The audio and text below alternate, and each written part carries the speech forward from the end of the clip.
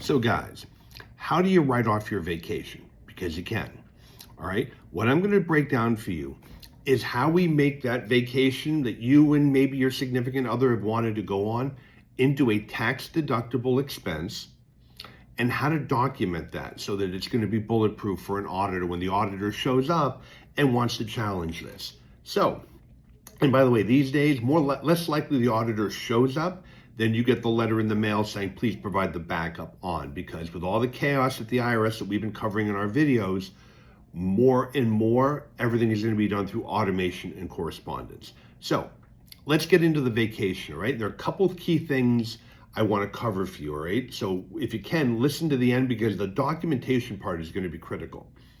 So how do you write off your vacation? So let's just say my wife and I, we have been dying to go to Miami. Well, we know the week we're going to go.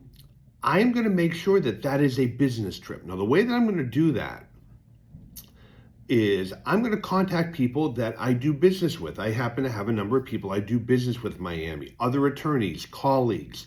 I speak for a continuing learning education platform down there. So I'm going to make sure that I've arranged some coffee, some meetings, and because I want to go for a week, Monday, Wednesday, Thursday, and Friday. All right, these can be short meetings, but I want to make sure that they're spread out because in order to deduct it, it's got to be for business. It has to be ordinary and necessary. So if I have a meeting only on Monday, well, an auditor would say, well, all right, you flew Sunday, you're there Monday, fly back Monday night. What's all the rest of this stuff? It's not necessary. So I'm going to make sure that it's going to be kind of spread out through the week so that week is necessary. What can I deduct? Well, let's say I go with my wife, my flight, my hotel, 50% of my meals. So I could use the actual meals. There is a federal government per diem that you can take.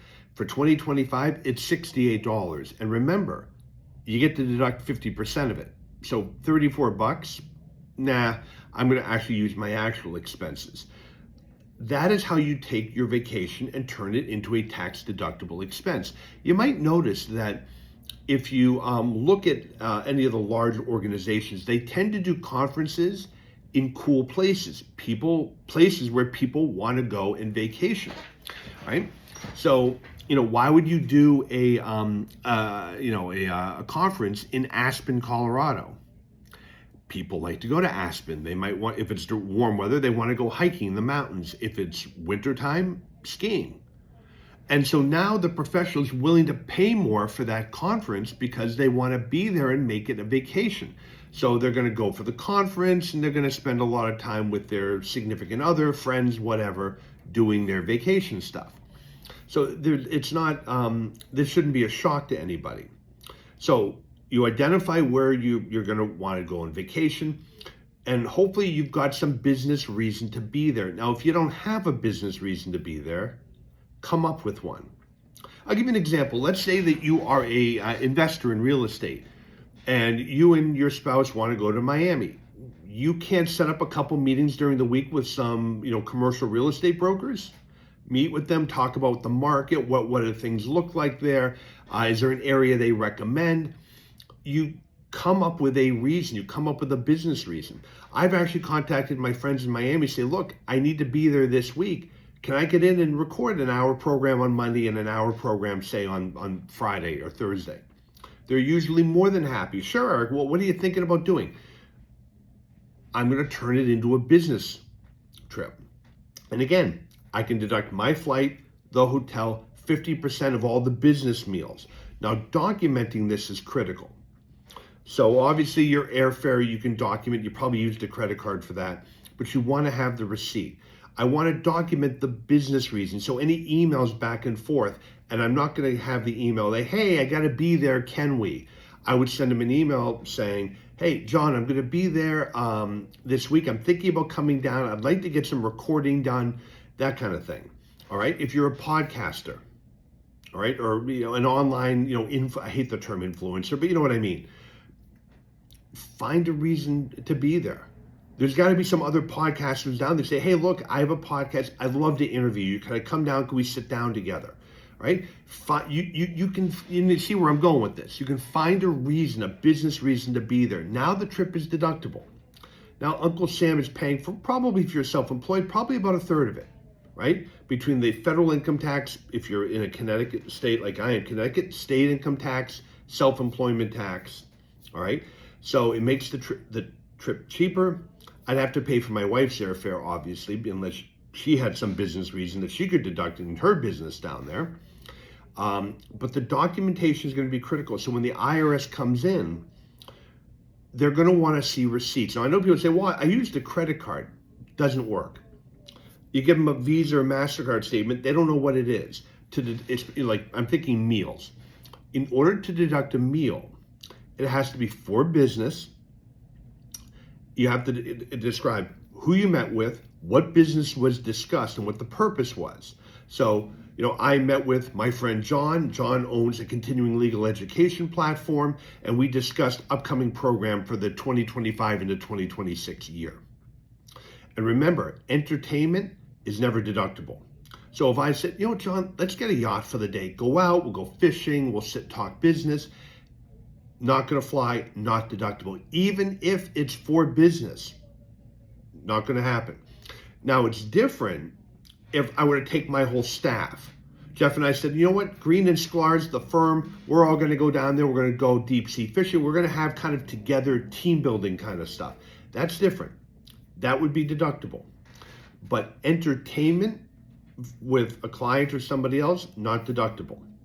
So just bear that in mind. But the big thing is you need the receipts. Now, receipts, I don't know if you've noticed, have a tendency to get lost, fade. I've had people who pull out receipts from 2 years ago and that magnetic ink or whatever, it's gone. I mean, it's a blank piece of paper. These days, there are apps. I think even QuickBooks, the app, you can take a picture and it loads into QuickBooks. So you now have a permanent picture of that receipt. QuickBooks, I'm pretty sure, does it. Expensify, Dext, there's a whole bunch of them, all right? So the point is, you want to make sure you document that stuff. Keep those receipts, and while you're in the hotel, just photograph them, all right? If you have a bookkeeper, photograph them, send them to the bookkeeper, but keep that stuff. Because when an audit happens, the auditors come in, they're trying to figure out a way to deny this stuff, all right? Or, again, if more of this is done through correspondence, you're going to get the letter saying, please send us your backup. And now you're mailing, and the stuff is it may not copy if it's too light. Make sure you keep all of that stuff. Today in the digital world, there's no reason that you can't, all right? You might want to post on social media, right? Me and my buddy John saying, hey, I'm here at My Law CLE. I'm here with my buddy John. We're going to be doing some great programming this year. We've come up with a tremendous schedule. So that stuff's now on social media. So I can always print that stuff out. And during audit, say, yep, I met with them. Here's what we discussed. Here's the upcoming programming. Here's the schedule, by the way, we came up with. And you can see the social media posts. I'll defend that all day long. All right? So you decide you want to go on vacation. Is there a way to turn it into a business trip? Now, that doesn't mean you have to spend every day, all day doing business. You don't. You just need a business reason to be there, and the amount of time has to tie to that business. Hence why I might set up a meeting with one of my colleagues at their firm, grab lunch maybe on Monday while my wife's out shopping with her friends. On Wednesday, go down, meet with John and his staff. Let's try to come up with stuff. And on Friday, maybe record something for an hour in the morning, again, while my wife's off doing something else. But the rest of the time, I'm going to hang out with my wife and we're going to go have our vacation. But I have a business reason now to be there for the week. Deduction. Again, my flight, the hotel for both of us, we stay in the same room, and my meals, as long as they're business related, 50%. Right? Oh, by the way, the miles to the airport, the parking at the airport, etc. Everything associated with that trip. And again, if you don't keep the receipts, you can always take the federal per diem. It's just not a lot of money. $68 per day per person. And for me, I would be the only business person, so it would be me. And it's 50% deductible, so it's $34. So if you don't have any receipts, at least you can get the deduction in 2025 of $34. But I'm guessing you probably want to keep the receipts. Last thing, the trip cannot be what the IRS calls extravagant. So for instance, if I meet up with John and the two of us go to, I don't know, pick a place, Capitol Grill, that's probably not extravagant. But if I took John to a private dinner, John and his wife, me and my wife, John and his wife, to a private dinner on the sand with waitstaff, and I spent $10,000 on this, that would be viewed as extravagant. The IRS can deny it in whole. All right? So as long as you behave, this is one of those, the old saying, pigs get fat, hogs get slaughtered. As long as you are reasonable, document what you're doing and have that business reason and document that, go ahead and write off your vacation, no problem. One more thing, guys, about writing off your vacation.